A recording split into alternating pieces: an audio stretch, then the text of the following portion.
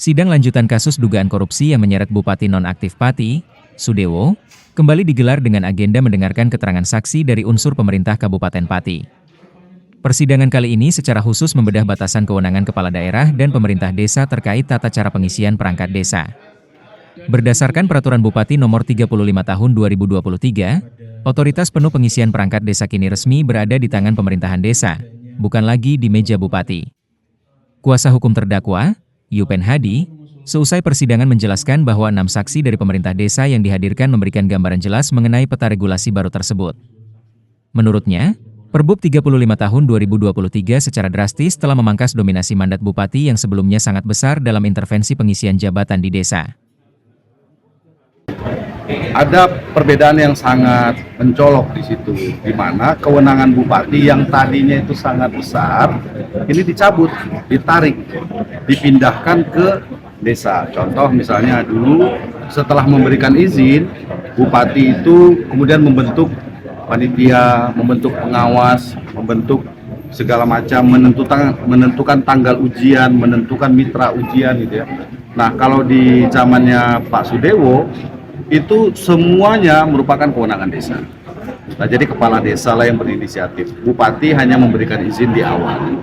Itu ya, itu yang pertama. Yang kedua, tadi juga disampaikan bahwa dana yang sudah tersedia di tahun 2025 karena tidak terpakai, karena hanya ada satu desa yang mengajukan dan satu desa itu pun tidak sampai ya ke meja Bupati, maka tidak diproses, maka dananya dikembalikan ke desa menjadi dana desa, menjadi ADD. Di sisi yang sama, Sudewo menegaskan bahwa langkahnya menerbitkan Perbup Nomor 35 Tahun 2023 justru demi menjalankan amanat UU Nomor 6 Tahun 2014 tentang desa. Ia membantah adanya intervensi dari kepala daerah dalam menentukan kelulusan peserta ujian perangkat desa, karena peran Bupati kini murni hanya bersifat administratif dalam menerbitkan surat keputusan pengangkatan. Lebih lanjut, Sudewo menjelaskan bahwa pengisian perangkat desa untuk tahun 2026 diproyeksikan menggunakan metode ujian berbasis komputer demi menjamin transparansi.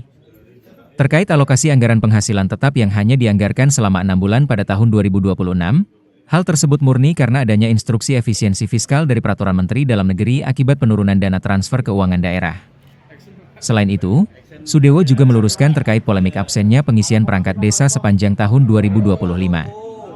Ia membantah keras rumor mengenai adanya moratorium sepihak dari dirinya. Fakta persidangan menunjukkan bahwa memang tidak ada inisiatif atau usulan formasi yang masuk dari desa-desa di Pati, sehingga tidak ada proses pengisian yang berjalan pada tahun tersebut.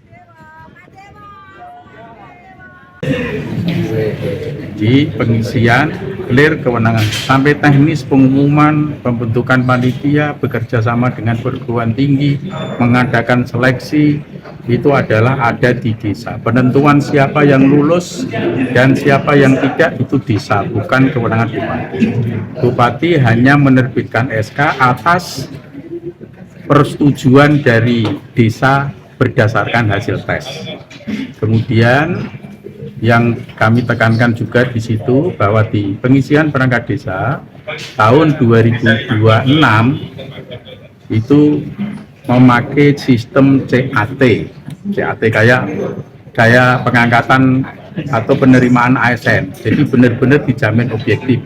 Kalau Perbup yang sekarang dan sebelumnya itu kan ada cara LJK dan CAT.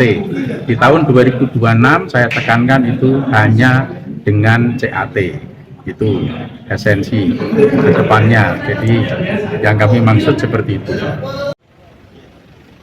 Ivan Aditya Maulana melaporkan dari Kota Semarang, Jawa Tengah.